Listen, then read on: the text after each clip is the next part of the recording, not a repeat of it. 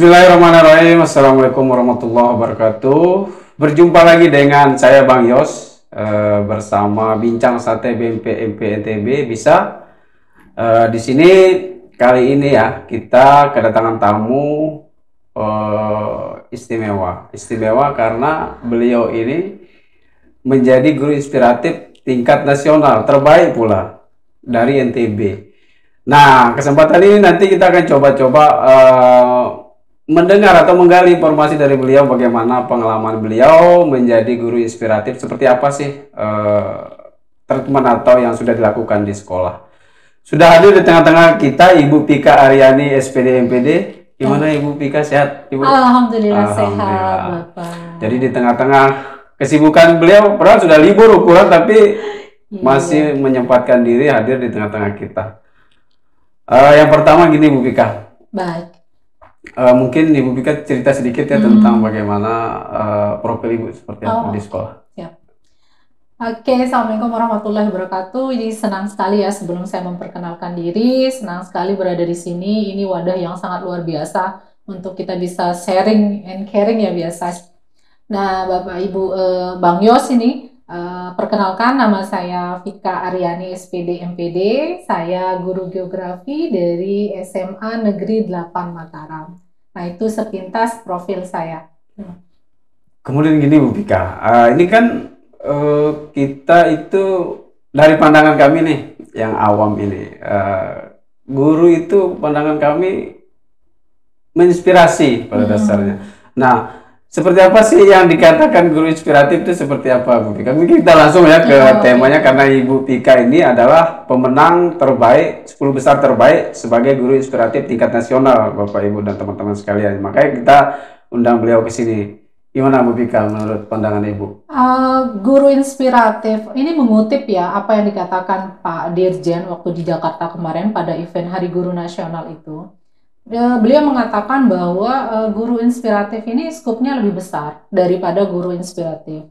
Senada dengan apa yang disampaikan oleh Bapak Kadis kita, beliau juga mengatakan hal yang serupa bahwa memang guru inspiratif ini diharapkan akan memunculkan guru-guru yang inspiratif lainnya, sehingga muncul praktek-praktek baik dari guru-guru yang ada di Nusa Tenggara Barat. Sehingga kami guru-guru yang sudah melakukan praktek baik ini bisa menularkan hal baik kepada rekan-rekan lainnya. Jadi itu menurut saya definisi dari guru inspiratif. Bagaimana kami menjadi pionir, bagaimana kami bisa merangkul teman-teman yang lain. Seperti itu. Kemudian gini Bu Pika, ini kan mungkin sudah sebagian mengetahui juga bagaimana giat atau kegiatan yang dilakukan oleh kementerian. Ibu Pika sebelumnya mendaftar atau bagaimana untuk menjadi guru inspiratif tingkat nasional Ibu Pika? Proses awalnya itu ada sosialisasi dari kementerian, khususnya dari Dikmendiksus, Pendidikan Menengah dan Khusus, karena berbeda-beda Dikmennya. Nah, yang ingin saya disampaikan di sini adalah waktu itu setiap tahun memang ini rutin diselenggarakan oleh Kementerian Dikmendiksus. Jadi ada istilahnya coaching klinik juga dari kementerian untuk bagaimana mensosialisasikan tentang apresiasi guru inspiratif untuk tahun 2002 ini. Nah, berbekal itu kami mengikuti dan tentu saja berpedoman pada aturan-aturan dan kriteria penilaian yang ditetapkan oleh Dikmendiksus. Oh, jadi seperti itu ya. Jadi informasi sedikit nih Bapak Ibu dan teman-teman. Bu Pika ini merupakan guru inspiratif dan sudah tahun kedua mengikuti kegiatan ini ya. Betul, dari tahun kemarin 2021 itu juga alhamdulillah terpilih menjadi 20 besar se-Indonesia dan diundang juga ke Jakarta pada saat pandemi waktu itu. Gimana ceritanya itu ya Bu? Iya, jadi excited betul ya karena itu yang event pertama kali. Saya ikuti untuk mengikuti apresiasi guru inspiratif ini. Nah, tema tahun lalu sedikit berbeda dengan tahun ini. Kalau tahun ini itu tema besarnya adalah bagaimana pembelajaran berdiferensiasi untuk memfasilitasi bagaimana kebutuhan individu belajarnya peserta didik. Nah, untuk tahun lalu itu tema besarnya adalah bagaimana mencegah learning loss, pembelajaran akibat pandemi COVID-19. Jadi seperti itu. Itu dua hal yang membedakan antara penyelenggaraan tahun lalu dengan tahun ini. Tahun ini apa Bu temanya? Pembelajaran berdiferensiasi. Pembelajaran berdiferensiasi. Betul. Nah, Kemudian kita ngutip terkait tema itu, Bu. Kira-kira nih bagaimana pengalaman Ibu menyiapkan atau usaha Ibu untuk menjadi yang terbaik 10 besar Betul. se-Indonesia kan ini? Ya betul, ini Oh se-Indonesia. benar, ayo Bu, silakan. Eh, Berbekal dari pengalaman Sebelumnya, sebelumnya, itu sangat luar biasa. Jadi itu modal yang besar bagi saya untuk bisa berbuat banyak di tahun 2022 ini. Jadi saya tahu bagaimana kriteria penilaian, apa yang dibutuhkan untuk menjadi seorang pemenang, mentalnya harus seperti apa, gesturnya juga pada saat menjawab pertanyaan dari dewan juri dan lain sebagainya. Itu kan merupakan bekal yang luar biasa pengalaman tahun lalu. sampai detail gitu Ibu ya? Sampai detail itu, sehingga saya berkata pada diri saya, ini modal besar, sehingga saya akan kembali tahun depan untuk menjadi juara, dan itu saya buktikan di tahun ini. Jadi Alhamdulillah, Masya Allah, luar biasa. ya, Bu itu Tika. mungkin yang akan kita sharing banyak tentang bagaimana kita pengalaman-pengalaman itu bisa Iya. dipetik lah untuk teman-teman. Kemudian gini Bu Pika, tentunya kita menjadi guru inspiratif masuk kategori 10 terbaik tingkat nasional. Nah, yang sudah dilakukan di sekolah misalkan untuk menginspirasi teman-teman di sekolah misalkan. Tentunya kita ingin berbagi nih, apa kira-kira yang Bu Pika lakukan di istilahnya implementasinya terhadap satuan pendidikan kita. Sebelum bicara tentang itu, untuk guru inspiratif tahun 2022 ini saya membuat aplikasi sebenarnya. Oh, Itu yang menjadi strength point atau kekuatan. satuannya. Aplikasinya yang saya buat ini adalah bagaimana simulasi bencana gempa. Oh iya benar Bu. Iya, jadi Kita waktu itu pernah merasakan gempa tahun 2018. Jadi Itu gimana, Bu? di awal karya saya itu saya sampaikan bahwa pembelajaran berdiferensiasi itu penting. Tapi jauh lebih penting untuk bagaimana anak-anak mampu tangguh menjadi siswa yang resilient, siswa yang tangguh bencana. Karena kita tahu, saya guru geografi, secara geografis sangat paham bahwa kita ini daerah yang rawan bencana. Kemudian bagaimana kita bertanggung jawab terhadap keselamatan anak ketika anak-anak berada di sekolah. Di sekolah.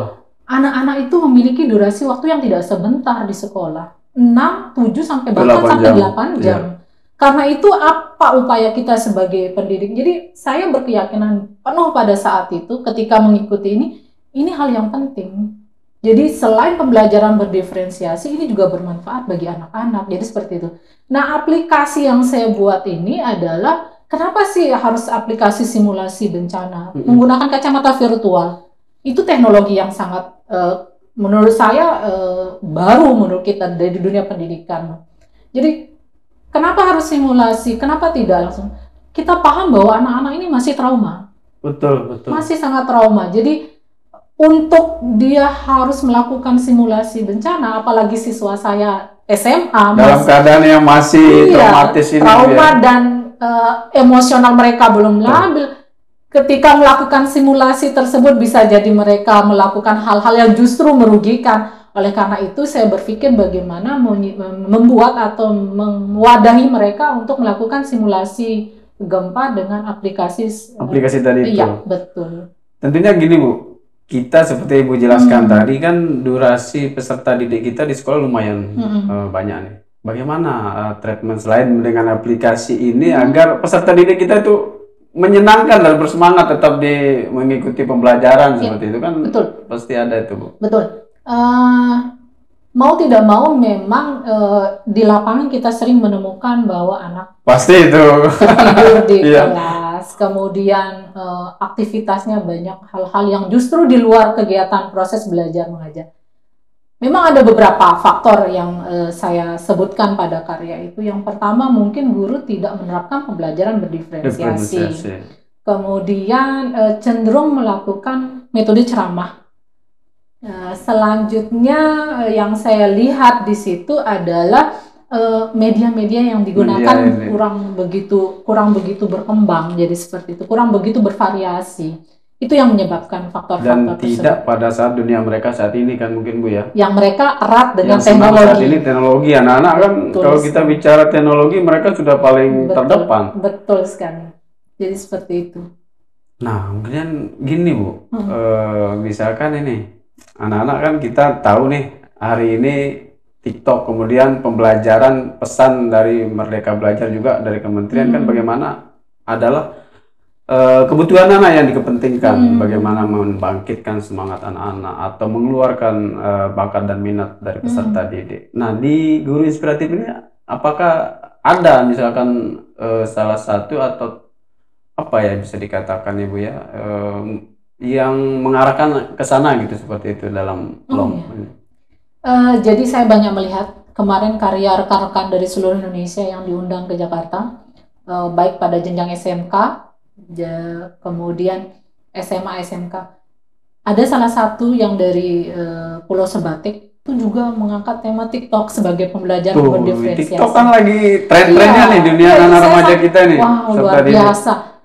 TikTok yang mereka erat kaitan daripada joget-joget yang tidak artinya tidak begitu banyak faedahnya untuk, jadi dialihkan untuk ke pembelajaran. Ini luar biasa sekali. Jadi itu ditangkap oleh Dewan Juri bahwa ini memang bermakna. Jadi bagaimana karya-karya ini merupakan karya yang bermakna bagi peserta didik, kemudian memperkaya media-media pembelajaran dan menerapkan pembelajaran berdiferensiasi. Jadi seperti itu. Jadi kalau dilihat dalam pembelajaran diferensiasi ini Bu ya, tidak menutup kemungkinan segala media bisa kita manfaatkan Ibu ya, untuk bagaimana mengkolaborasi. Betul. Tujuannya adalah bagaimana peserta didik kita tetap menyenangkan dan bersemangat dalam belajar. Saya ingin mendobrak stigma bahwa pembelajaran yang lebih banyak teori seperti geografi, sejarah itu membosankan gitu. Betul. Saya melihat memang penjas itu pelajaran olahraga itu anak-anak justru tidak ada yang tertidur gitu ya, karena mereka bergerak, karena gaya belajar kinestetisnya bermain di situ. Nah, bagaimana kita merangkum gaya belajar anak-anak ini pada pembelajaran yang notabene katanya itu membosankan dan lain sebagainya. Jadi ketika diterapkan, kemudian hasilnya terlihat, itu menjadi nilai poin untuk penilaiannya di guru aspirasi guru inspiratif ini. Jadi ada hasilnya, kemudian ada perubahan dari apa yang sudah selama ini dilakukan siswa. Dari yang mereka ngantuk, tidak bersemangat, kemudian tidak konsentrasi, jadi lebih baik lah. Berarti ada kebaruan Ibu ya, dari guru inspiratif, bagaimana guru kita bagaimana memberikan kebaruan atau teknik atau media yang lebih maju di dunia peserta didik kita tentunya. Betul. Kemudian ini Bu, berikutnya bagaimana kira-kira dukung sistem atau dari pihak sekolah Ibu seperti apa melihat atau memandang Ibu menjadi guru inspiratif? Ini yang penting sekali. Dari segi untuk pembuatan video dulu deh. Untuk pembuatan video ini saya tidak memanfaatkan artinya bantuan dari luar sekolah ya. Ini justru potensi anak-anak yang banyak saya manfaatkan. Luar biasa mereka mengajak mereka langsung belajar. Iya, mereka ya? Ayolah. Mereka itu lebih, justru menurut saya anak-anak ini lebih mampu untuk menggunakan gadget-gadget dan lain sebagainya. Teknik video mereka lebih jago loh. Buktinya TikTok dan lain sebagainya mereka lebih jago. Kemudian dukungan tentu saja dari rekan-rekan. Untuk sebuah produk atau inovasi aplikasi simulasi bencana yang saya sebut dengan Simla VR itu saya kolaborasi dengan beberapa guru. Pertama, guru seni budaya. Nilai estetikanya di mana? Sebuah produk sehingga itu mampu diterima. Kemudian ada guru bahasa Indonesia dari segi bagaimana visual audionya. Kemudian uji cobanya juga menggunakan. Jadi ada kolaborasi di situ. Sudah saling mendukung di situ. Nah, yang terakhir tentu saja pemilik kebijakan di sekolah kami untuk satuan pendidikannya, yaitu tentu saja kepala sekolah. Beliau sangat mendukung luar biasa, mulai dari luar biasa sekali. Jadi banyak kegiatan itu yang beliau selalu mendukung dan sebagainya. Nah, begitu mendapatkan apresiasi dari kementerian, dari kementerian, dukungannya lebih tambah lagi Bu ya. Nah, kalau itu dari sekolah Bu, misalkan dari Pemprov sendiri atau Dinas Pendidikan kita gimana Bu? Ya, ini alhamdulillah banget nih. Alhamdulillah banget. Jadi saya mendapatkan keuntungannya itu adalah praktek baik ini tersebar luas. Jadi ini mungkin akan menginspirasi guru-guru yang ada di pelosok-pelosok sana yang mungkin belum terjangkau teknologi. Jadi saya juga melihat statement dari Pak Kadis begitu luar biasa. Dari awal beliau sudah mengatakan bahwa akan mengundang kami, kebetulan dari NTB untuk guru SMA memang satu, Satu guru SMA. Untuk guru SLB satu dari Kabupaten Sumbawa Barat. Dan satu lagi jenjang pengawas dari Kabupaten Sumbawa Barat. Jadi 3 orang ini diundang kembali pada saat HUT NTB kemarin. HUT NTB. Ya betul. Jadi kami di situ diberikan apresiasi oleh Bapak Gubernur. Keren loh. Itu luar biasa, Pak. Tentunya ini Bu, yang paling penting misalkan pesan moral kepada kita semua atau teman-teman di luar sana, bagaimana sih cara kita untuk tetap berbuat walaupun tidak dilengkapi dengan fasilitas yang lengkap mungkin di sekolah kita. Tentunya Ibu kan dari SMA 8 nih. Betul. SMA 8, saya tadi mikir di mana nih SMA 8 gitu kan. Tentunya kan banyak nih teman-teman kita di ujung pelosok sana di Sapi dan lain sebagainya. Mungkin yang berpikir dalam tanda kutip, Anda kan di kota enak gini-gini, gimana misalkan langkah atau treatment kita untuk tetap bergerak dan berbuat. Tentunya. Pertama mindset kita. Ketika Allah sudah tunjukkan kita pada profesi ini, apa yang bisa kita lakukan? Yes. Kita sudah minta pekerjaan yang terbaik pada Allah. Ketika sudah diberikan ini, apa iya kita harus tidak bertanggung jawab terhadap profesi yang sudah kita pilih ini? Kemudian bangun kedekatan dengan siswa itu sangat penting. Bondnya itu harus karena memang bagaimanapun anak-anak ini adalah istimewa.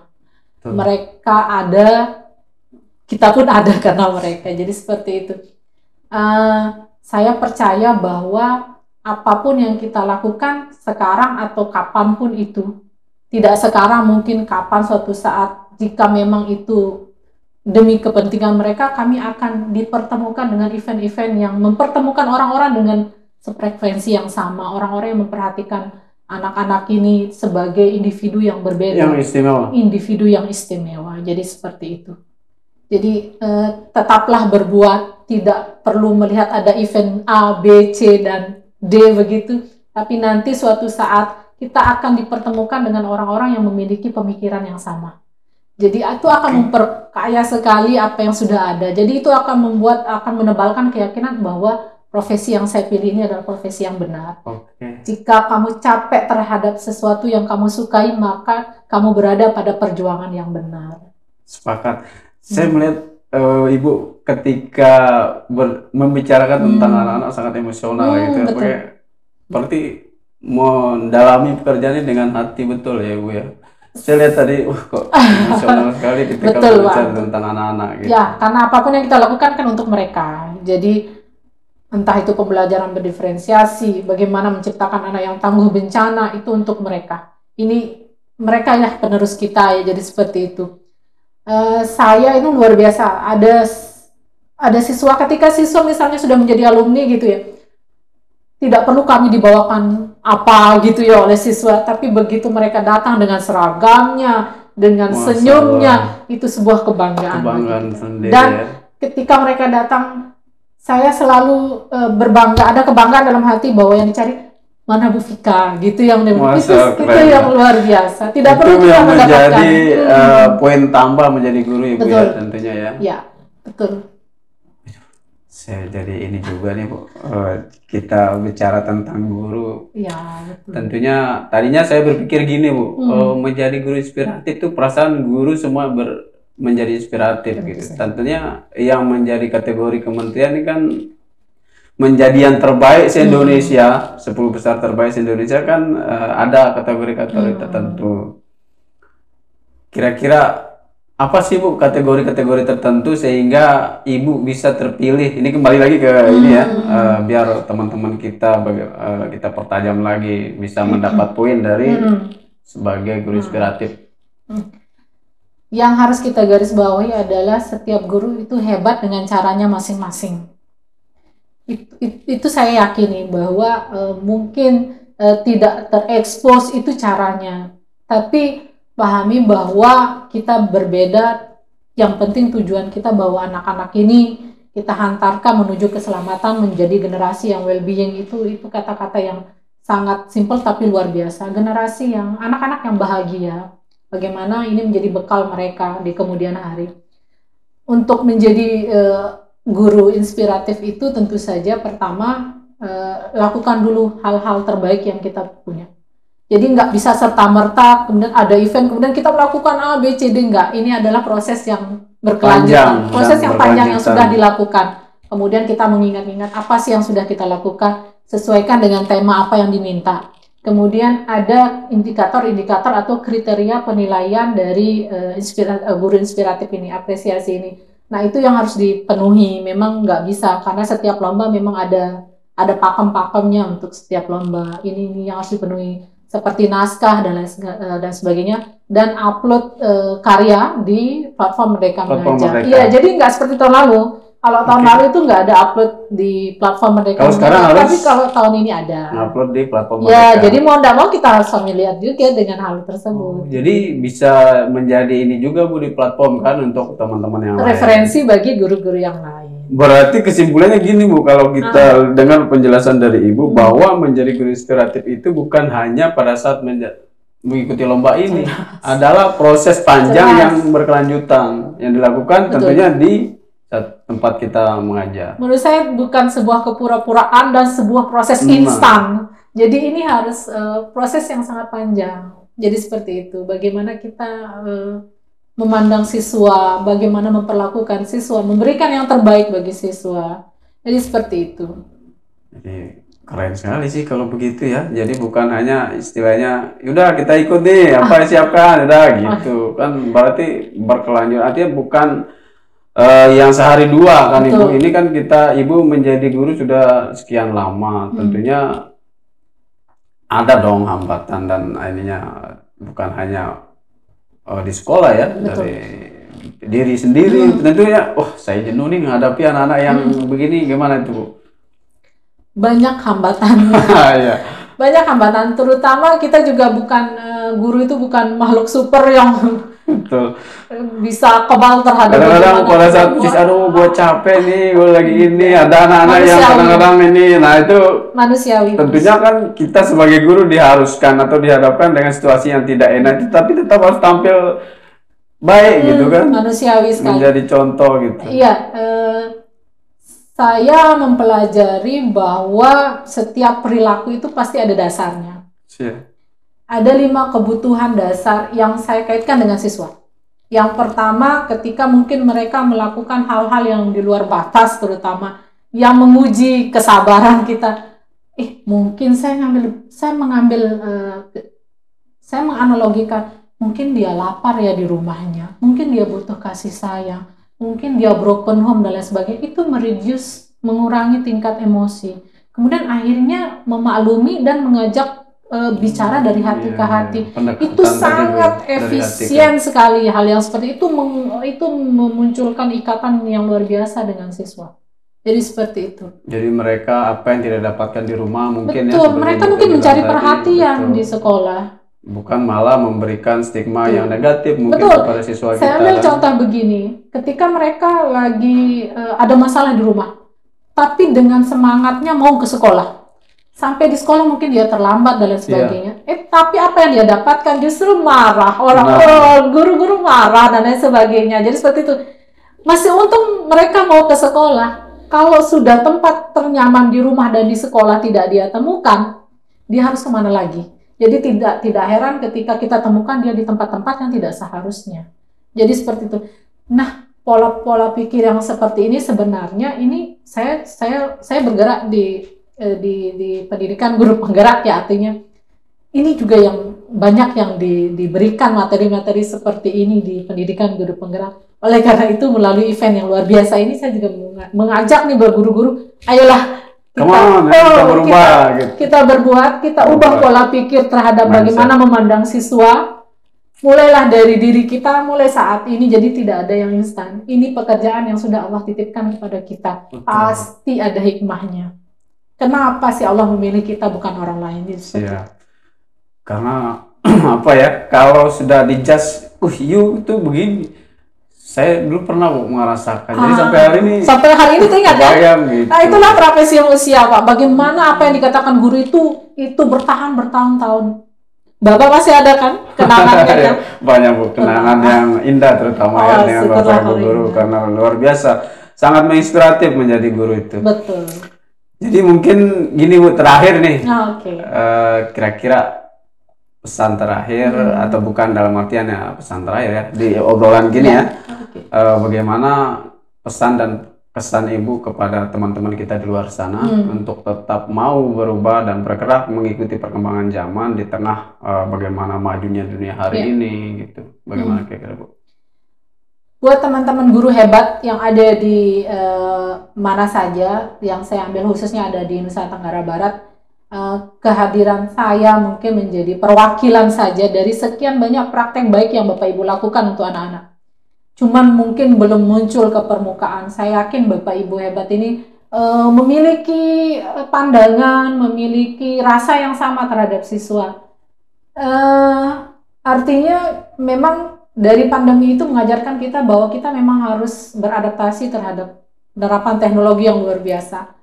Jadi supaya tidak tertinggal oleh anak-anak yang kian melesat ini, memang kita harus ikut pada arus teknologi yang memang akan sangat memudahkan kita, mulai dari perencanaan pembelajaran, pelaksanaan dan lain sebagainya, sampai sistem evaluasi juga menggunakan teknologi. Jadi alangkah sangat sayangnya jika kita tidak terlibat pada penerapan teknologi atau perkembangan teknologi yang begitu pesat.